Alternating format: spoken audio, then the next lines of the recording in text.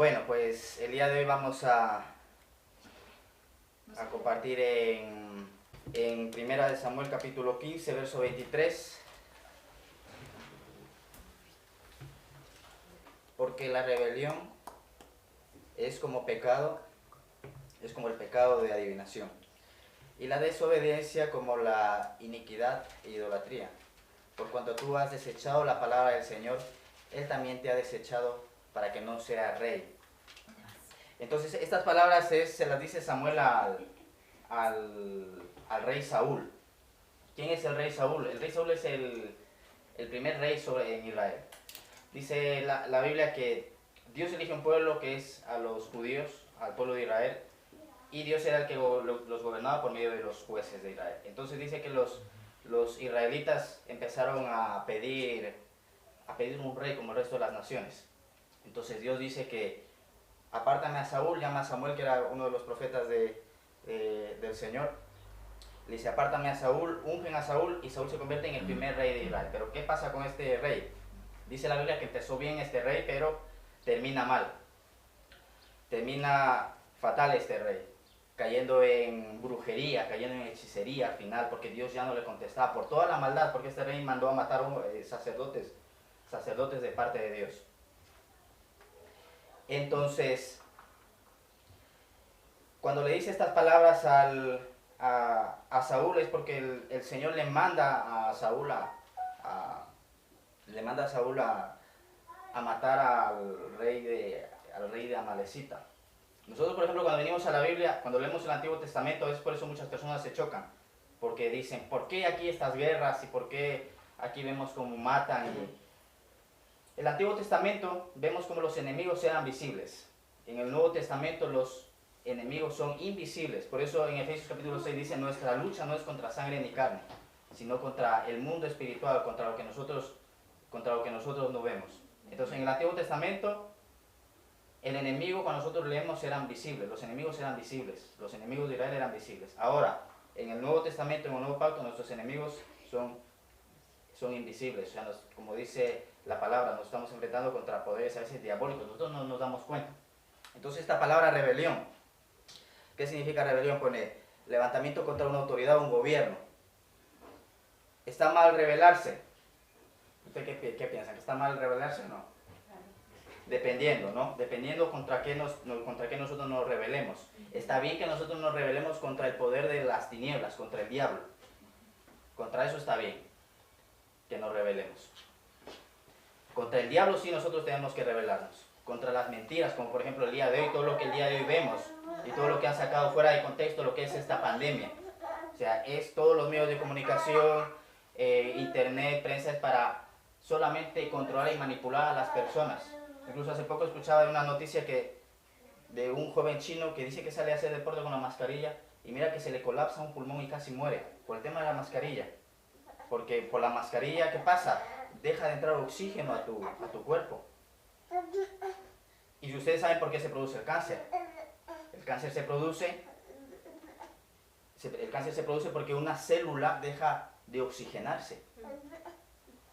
Entonces, todo esto lo que al día de hoy vemos es una completa manipulación y vemos que el mundo entero va hacia ese barranco, va al despeñador, porque eso dice la Biblia.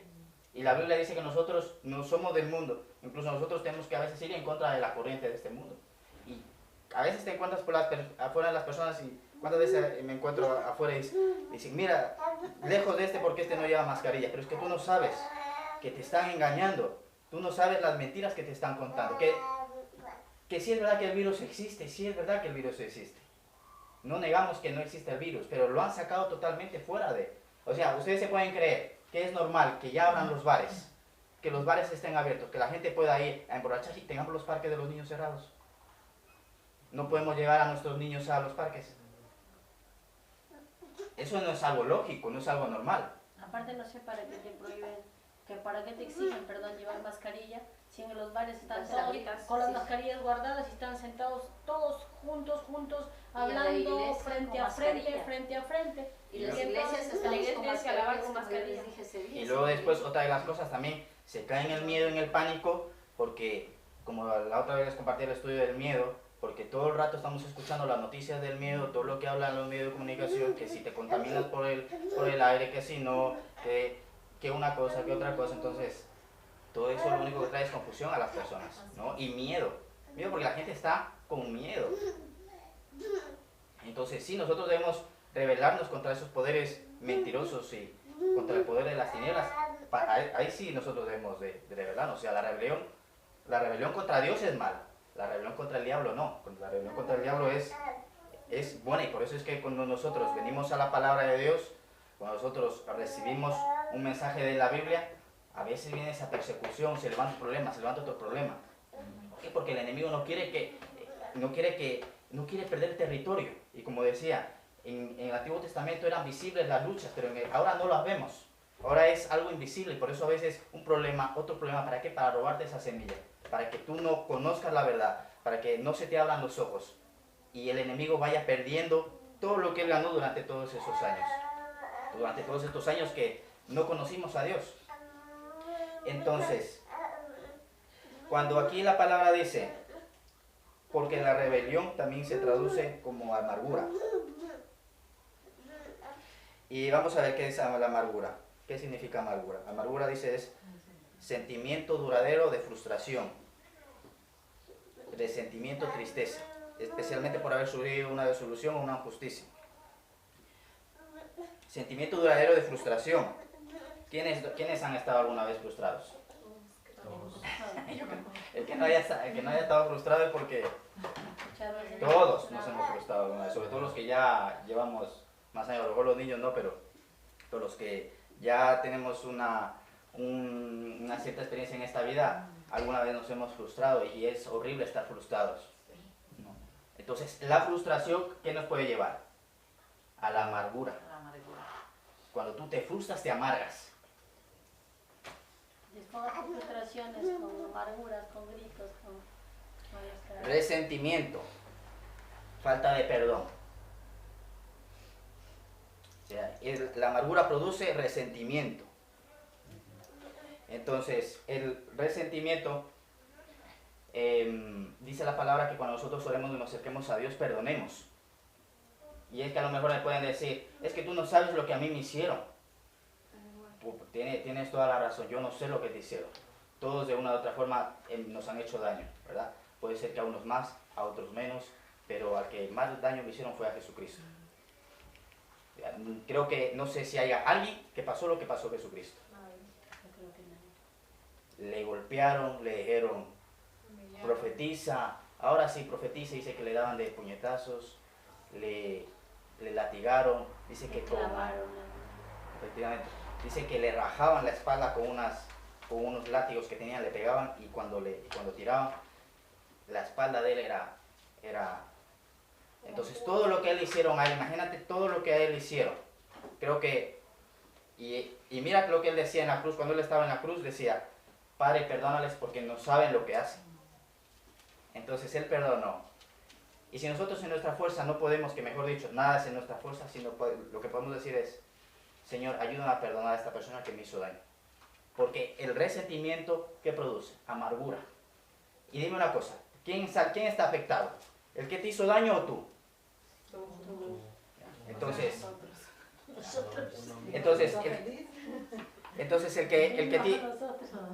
el que te hizo daño está tranquilo, vive feliz, pero tú estás ahí comiéndote por dentro y amargado. Entonces por eso el Señor, cuando dice perdona, no lo dice para que le perdones a Él, sino para que te sanes tú, porque eres el que está siendo perjudicado, eres tú. No es la otra persona está feliz en la vida. Entonces vemos como al Señor, incluso justamente esta mañana leía el pasaje que dice, Jesucristo tuvo una oportunidad de escapar, ya lo tenían ahí, y dice que justamente daba la casualidad, que nada es casualidad, que ese día soltaban a una persona. Y dice que decidieron soltar a Barrabás antes que a Jesús. Ya. Y ahí podemos ver, se tipifica el cambio que Él hizo por nosotros. Nosotros éramos Barrabás. Y nosotros salimos, nosotros teníamos que haber ido a esa condenación. Nosotros íbamos al infierno. Pero Él se puso en medio de nosotros. Él llevó el castigo por nosotros. Dice la Biblia que Él vivió santo, que Él vivió justo, que Él cumplió la ley de Dios. Y sin embargo, Él fue condenado. Y soltaron a Barrabás, que en este caso tipificamos nosotros somos Barrabás, porque nosotros estábamos encarcelados. Y Él nos sacó a libertad. Él se puso por nosotros. A ver, vamos a continuar. Y dice aquí. A ver. Dice, o tristeza, especialmente por haber sufrido una desilusión o una injusticia.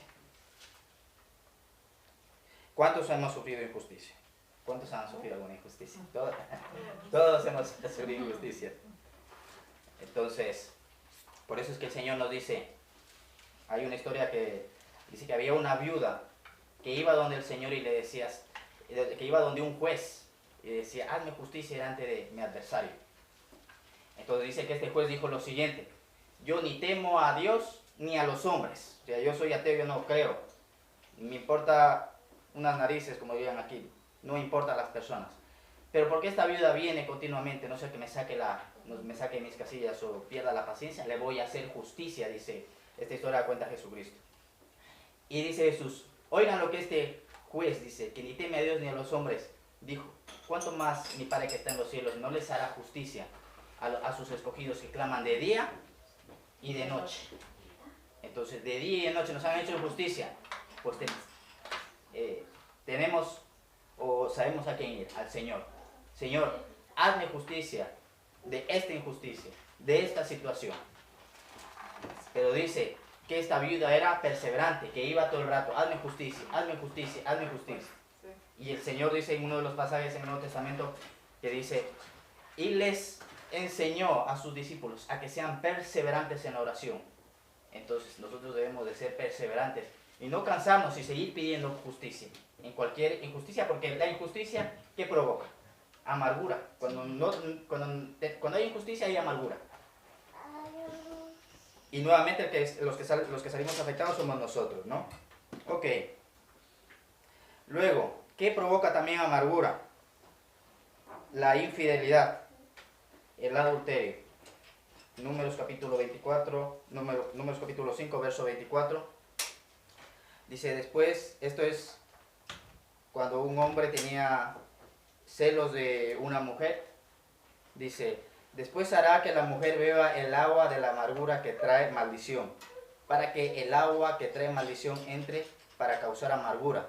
O sea, esto tanto en los hombres como en las mujeres, una infidelidad, un adulterio trae amargura. ¿Para quién? Para la persona que lo hace. Pero es que Satanás te pone todo dulce, te dice, haz esto, te lo pone todo como que vas a disfrutar de eso, pero al final detrás de eso está la amargura. Es esa trampa que el enemigo nos hace, ¿no? Que el enemigo engaña con eso, la infidelidad.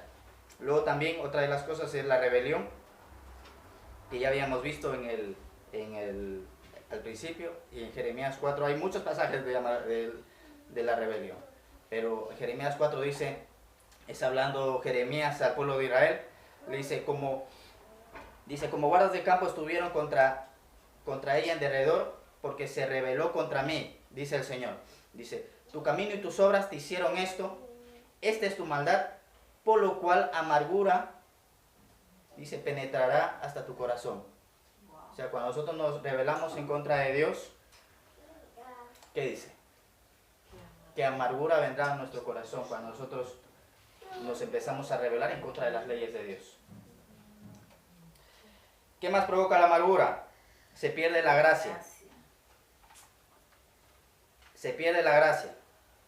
Justamente lo que hablaba el otro día mi madre, el tema de la gracia. ¿Qué es la gracia? Poquito para recordar qué es la gracia. La gracia es algo que nosotros no merecemos. O sea, el Señor nos salvó sin nosotros merecerlo. Porque nadie cuando vaya a la otra vida va a decir, yo he sido bueno, yo di limonas a los pobres, yo hice voluntariado, etcétera, etcétera, etcétera. Porque dice en el libro de Isaías que nuestras obras son como trapos de inmundicia para Dios. O sea, lo que nosotros hagamos en esta tierra para Dios son como trapos de inmundicia. No hay ninguna obra que nosotros podamos hacer que nos pueda dar esa salvación. Todo es por gracia y por eso es que vino Jesucristo a morir por nosotros en la cruz. que eso es lo principal. Dice, no sois salvos por vuestras obras, sino por la gracia de Dios. O sea, es algo inmerecido la salvación que Él nos da. Eso es lo primero. Lo segundo es la multiforme gracia de Dios. ¿Qué es la multiforme gracia de Dios? Es primeramente la salvación, luego, por ejemplo, que Dios te dé gracia delante de los hombres, ¿no? Un ejemplo, no tienes trabajo, hay un puesto de trabajo, se presentan 100 personas, metes el currículo y resulta que tu currículo sale aprobado, te dice, te escogemos a ti y tú no eres ni el más preparado ni el mejor calificado, sino que Dios te dio gracia. Entonces es la gracia del Señor. Y así hay a veces cuando vas delante de las personas, Señor, dame gracia. A veces cuánto tenemos vergüenza a veces a hablar con gente o ir a preguntar una cosa. Señor, dame gracia. Cuando nosotros le pedimos gracia al Señor, nos vamos a sorprender cómo el Señor nos va a dar gracia delante de los hombres. Cuando tengamos vergüenza o hay alguna situación, tú pídele al Espíritu Santo y dile, Señor, dame gracia para con esta gente, o dame gracia para hacer este trámite, o dame gracia para mis papeles. Dice la palabra, busquen el reino de Dios y su justicia. Y su justicia dice, si nosotros somos injustos, perdemos la gracia de Dios. Si nosotros hacemos las cosas mal, se pierde la gracia de Dios. Mejor es tener la gracia de Dios, que con la gracia de Dios vamos a recibir todo. Y lo tenemos todo. En todas las cosas. Podríamos mencionar un montón de cosas. Entonces, la amargura, ¿qué hace? Dice el libro de los Hebreos que pierdes la gracia.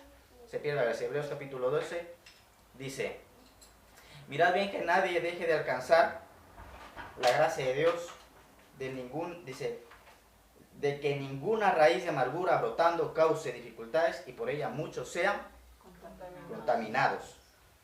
O sea, aparte, la amargura, ¿qué hace? La amargura es contagiosa. Dice que un poco de levadura leuda toda la masa. O sea, cuando tú estás al lado de una persona amargada, esa persona amargada a ti te hace también amargarte. ¿O no es así? Entonces, ¿qué debemos de hacer nosotros? Orar por esa persona. Esperar un tiempo, ser pacientes. Pero si esa persona no quiere cambiar, hay que poner un límite y decir, ok, tú no quieres cambiar, yo no quiero ser amargo. Yo me hago un ladito y me aparto de ti porque lo único que voy a hacer es volverme yo amargo. Y la amargura, ¿qué es? La infelicidad. Serio infeliz. A ver, y aquí está el remedio. El remedio para la amargura.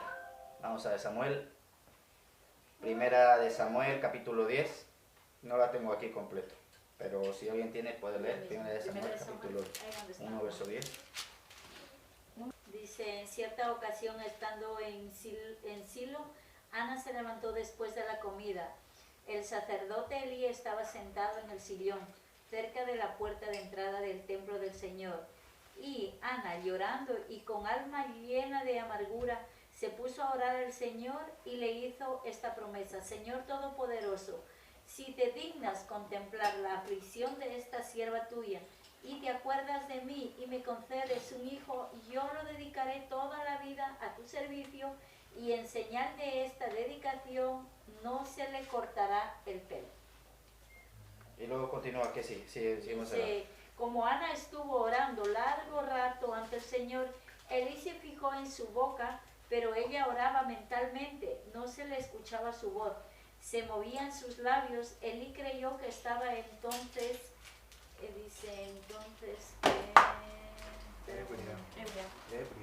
que estaba borracha, y dijo, ¿hasta cuándo vas a estar borracha? Deja ya el vino. No es eso, Señor, contestó Ana, no es que haya bebido vino ni licor, sino que me siento angustiada y estoy desahogando mi pena delante del Señor. No pienses que soy una mala mujer, sino que he estado orando todo este tiempo porque estoy preocupada y afligida. Vete en paz, le contestó Elí, y que el Dios de Israel te conceda lo que has pedido. Muchas gracias, contestó ella. Luego Ana regresó por donde había venido, se fue a comer y nunca más volvió a estar triste. Y a la mañana siguiente madrugaron y después de adorar al Señor regresaron a su casa en Ramá. Pero ahí detente. Ahí dice que dice, y nunca más volvió a estar triste. Nunca más volvió a estar triste. Ahí está el remedio para la amargura es la oración. Ella dice que estaba angustiada, o dice, muy angustiada, oraba al Señor y lloraba amargamente. Dice, derramaba, no sé si en otro texto dice, derramaba su corazón delante de Dios. Entonces, para el remedio para la amargura, la oración. Ir donde el Señor y derramar nuestro corazón, orar al Señor, leer su palabra. Entonces, cuando una persona está amarga, sabemos que está falta de oración esa persona. Sabemos que no está leyendo la palabra. Entonces, con esto quería finalizar. El remedio para la rebeldía, para la amargura, porque lo que me trajo esta palabra fue a la amargura, es que nosotros vayamos al Señor. Vamos, para hacer un pequeño resumen, se pierde la gracia. Y bueno, todo lo que habíamos visto, ¿no? Todas las cosas que habíamos visto que provocaban amargura. Pero una de las cosas que me llamó la atención es que se pierde la gracia de Dios. Qué fuerte es. Sí, que la amargura Claro, lo más triste es la gracia. ¿Se acuerdan que yo les dije que no importa las veces que pequemos, pero la gracia de Dios es la que nos cubre? Sí. Entonces, porque vamos a ser imperfectos siempre, pero es su gracia, imagínate. Muy bien, voy a hacer una pequeña oración. Señor, en el nombre de Jesús, te agradecemos por esta palabra, Padre. Gracias, Espíritu Santo. Ayúdanos, Padre, en nombre de Jesús, Señor. Echamos fuera toda amargura, fuera todo espíritu de rebelión en contra de ti, Señor. Y oramos, Padre, que tu voluntad se cumpla como en los cielos, en la tierra, que no dejemos de alcanzar tu gracia, Señor, para nosotros, para nuestra vida, para contigo, Señor, y para con nuestro prójimo, Señor. En el nombre de Jesucristo, amén.